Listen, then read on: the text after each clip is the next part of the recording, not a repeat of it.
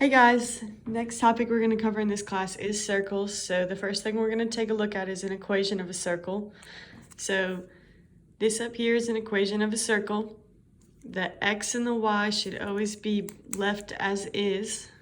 The h and the k, as it listed right here, are the values from the center of the circle. And r is the radius of the circle. And notice when it goes into the equation, it's going to get squared. So keep that in mind in a few minutes. So if I say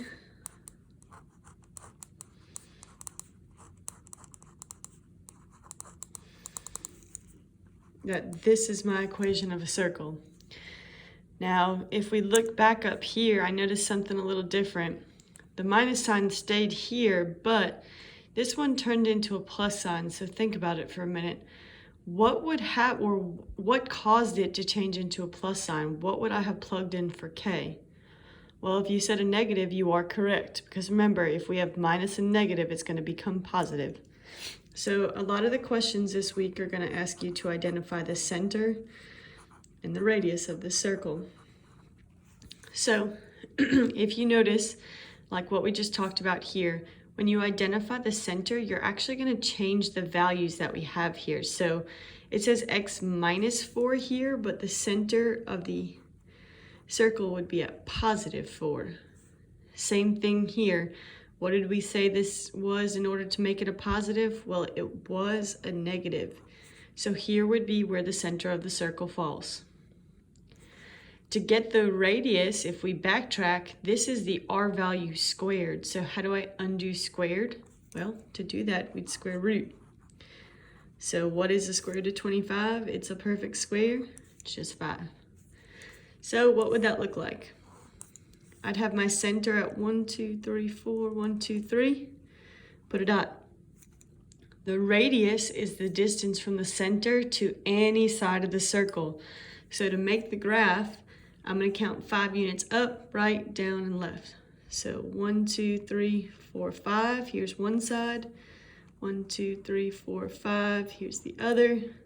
1, 2, 3, 4, 5. And 1, 2, 3, 4, 5. These outer circles are the outer edge, so I'll connect them, and there's the best circle I got. Okay, so same deal. Again, this was the center. In order to count the radius, I counted from the center of the circle to the side. That told me the radius value. Keep in mind, or be careful, if they tell you the diameter is talking about the distance from side to side of the circle. I don't want that for the equation, I want the radius. So if they give you the diameter, you'll have to take half in order to get your radius. Okay, let's see another example.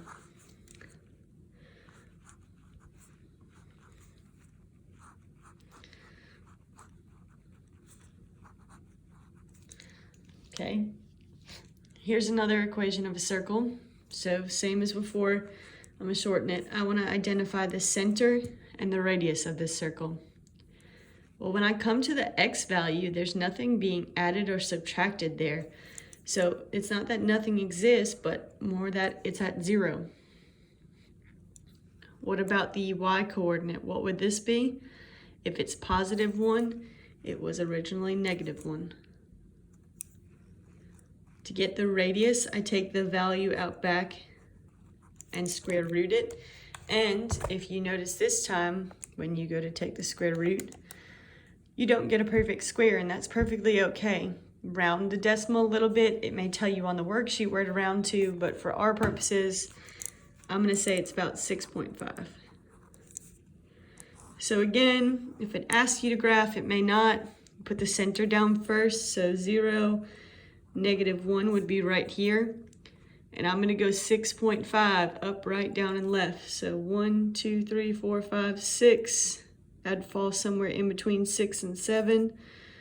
1, 2, 3, 4, 5, 6, 7. Somewhere in between those two. Somewhere here. And here. And obviously it's not the best drawing, but here would be my circle. Okay.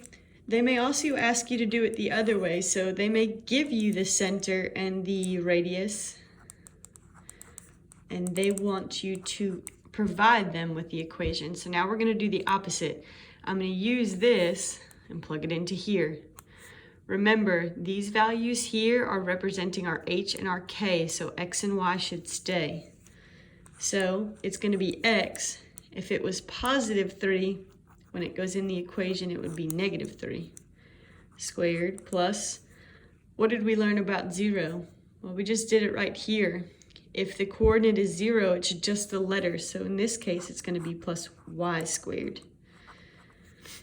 And to get the last part, it says to take the radius and square it. So I'm going to take 4 and square it.